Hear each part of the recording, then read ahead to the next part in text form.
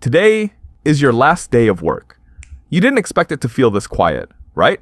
No countdown, no celebration, just one final walk to the car and the strange sensation that the working part of your life is now officially behind you. Your retirement account shows $1 million. It took decades to arrive at that number. Every contribution, every year the market gave, every year it took away, and now, finally, it sits there on the screen. Calm, complete. You feel it. That quiet exhale. The hard question you believe has been answered. Somewhere else, another retirement is beginning too.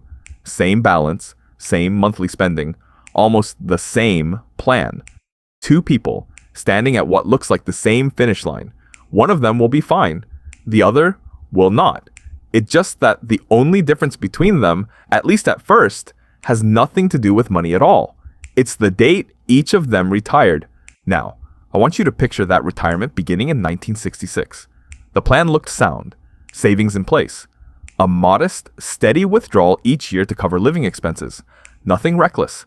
But the market that greeted this retirement was not steady at all. Stocks stumbled early, inflation crept in behind them, and every withdrawal made to pay ordinary bills pulled money out of a portfolio that was already shrinking.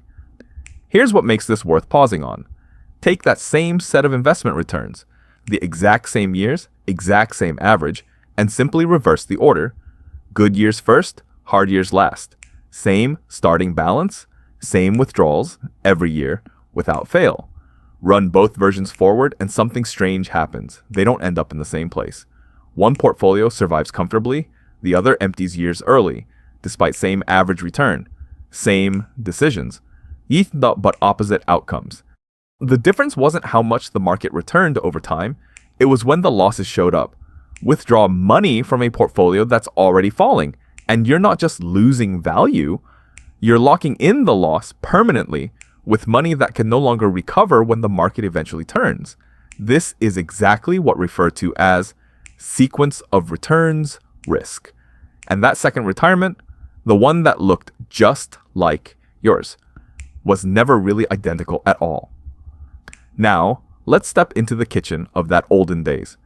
By the early 1970s, the same household that survived those difficult market years faced a second problem. Quieter, but just as relentless. Groceries cost more, heating the house cost more, gasoline, insurance, a simple trip to the doctor, all of it more. None of this asked permission. It simply arrived month after month, whether the portfolio had recovered or not. To keep the same lifestyle, withdrawals had to grow. Not because the retiree wanted more, it's just that the same dollar bought less than it used to. This is pure difference between having money and having power, purchasing power. A balance can stay the same size on paper and still shrink in every way that matters. Weak markets and rising prices, arriving in the same years, working against the same portfolio. And still, no one could say how many more years that portfolio would need to last. The calendar that once counted down to retirement doesn't stop turning once you arrive there. It keeps going. 70, 80, 90. At 65, the average American man has roughly 18 more years ahead of him. A woman, closer to 21. Numbers like these are often treated as a kind of finish line, a planning horizon. But an average describes a population. It says nothing about the one life it's supposed to represent. Half of everyone lives longer than average. Some live decades longer. And most retirements aren't planned for one person alone. Picture a couple, both 65, with good health. For a couple like this, there's nearly a coin flip chance that at least one of them will still be alive at 90. So one spouse eventually passes. The other continues on. Into their 80s, their 90s. The household shrinks to one person. But the bills, largely, do not. Living a long life is the outcome everyone hopes for, though, and it is also the outcome a retirement plan has to be able to afford. It's just that nobody is handed the final page in advance. Unknown markets, unknown lifespans. And yet, decades ago, one financial planner decided this uncertainty was still worth testing. His name was William Bengen. In the early 1990s, he asked a narrower question than, "How much money do you need?" He asked, if a retiree started withdrawing from savings today using every difficult period in market history as a test, 1929, 1966, what withdrawal rate could have survived all of them? His answer became famous. Around 4% of the starting balance, adjusted upward each year for inflation, held up through nearly every historical period he tested across a 30-year retirement. Later researchers, in what became known as the Trinity study, tested the same idea across different mixes of stocks and bonds and largely confirmed it. A percentage on its own means little. Translated into dollars, it becomes something you can actually picture. $500,000 suggests a starting withdrawal near $20,000 a year. $1 million, the number from your retirement account, suggests roughly $40,000. $1.5 million, near $60,000. $2 million, near $80,000. These are planning translations, not guarantees. History offers a starting point, not a promise. But notice what just changed. An account balance, by itself, told you very little. A percentage tells you far more. So the bitter truth is, two retirees, each holding that same $1 million, may not need anywhere near the same amount at all. Three households, each holding exactly $1 million. Household A spends $30,000 a year from that portfolio. Household B needs $40,000. Household C requires $60,000. Same balance, 3%, 4%, 6%, pulled from an identical $1 million. That difference matters more than the balance itself. A withdrawal rate near 6% has historically struggled to survive even a normal 30-year retirement. A rate near 3% has almost never failed. Same number in the bank, with very different odds of lasting. So, where does a household's number, $30,000, $40,000, $60,000, actually come from? Start with what the household plans to spend each year. Subtract whatever reliable income already exists outside the portfolio. Social Security, perhaps a pension. What remains is the amount the portfolio itself has to supply. A retiree spending $60,000 a year but receiving $30,000 from Social Security only needs the portfolio to produce $30,000, not $60,000. Guaranteed income does some of the work before the portfolio is ever touched. Here's where the whole thing flips.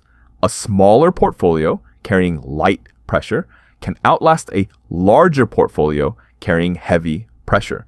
The size of the account was never the whole story. What matters is how hard that account is being asked to work. How hard an account is asked to work isn't fixed forever either. Picture two of these households, years into retirement, both facing another difficult market, the kind already seen earlier in this story. One continues withdrawing the same amount, adjusted upward for inflation, without exception. The other, in the hard years only, quietly trims discretionary spending, a postponed trip, a smaller holiday budget, until markets recover. Small adjustment, different trajectory. Some retirees formalize this using simple guardrails, spend a little less after a bad year, allow a little more after a good one. Others lean on guaranteed income or a cash reserve set aside specifically to avoid withdrawing from investments during a downturn. No single method is universally best. Each involves a trade-off. But underneath all of them is the same governing idea: margin. More savings can create margin. Lower required spending can create margin. Reliable outside income can create margin. And flexibility, the willingness to adjust when conditions change, can create margin too. Which leaves one number still unanswered. How much margin in real dollars is actually enough? An answer that useful deserves real numbers. Start with what the portfolio itself needs to provide. After Social Security, after any pension, after everything reliable income already covers. Using the 4% framework from earlier, a portfolio needing to supply $20,000 a year suggests a starting balance near $500,000. $40,000 a year, The figure behind that original $1 million account suggests $1 million. $60,000 suggests $1.5 million. $80,000 suggests $2 million. Some retirees, wanting more room for error, plan around a more conservative 3.5% instead. Under that framework, the same $20,000 a year now suggests roughly $571,000. $40,000 suggests about $1.14 million. $60,000, near $1.71 million. $80,000, close to $2.29 million. Neither column is a guarantee. Both are planning illustrations built from history, not promises about any single future. The actual threshold shifts with the length of retirement, the reliability of outside income, taxes, inflation, how the portfolio itself is invested, how willing the household is to adjust spending, and how much safety margin they want to carry. There's a risk on the other side of this, too. One rarely discussed. A retiree so cautious, so unwilling to spend, that decades pass with a spending budget kept artificially small, and a portfolio that ends up larger at death than it ever needed to be. That isn't safety. That's a different kind of loss. Years of a life not fully lived in service of a number that was never meant to be hoarded. Avoiding depletion and using retirement wealth well are not the same goal. A number that only protects against running out while ignoring everything the money was saved for in the first place has only solved half the problem. That number on the account screen was never the verdict. It was only ever the starting point.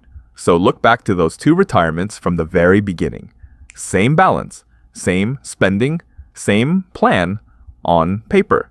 But one retired into a calendar that worked against it early and never fully recovered, while the other, retiring into kinder years, watched the same strategy hold.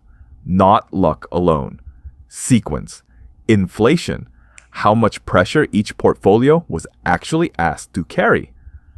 That first day, the one that felt like a finish line, was never the end of anything. It was page 1. Somewhere down that same calendar sits a version of you at 95, still needing this money to work, quietly, in the background, the way it always has. Nobody gets to choose the order the market deals its returns. Nobody sets the price of groceries 20 years from now.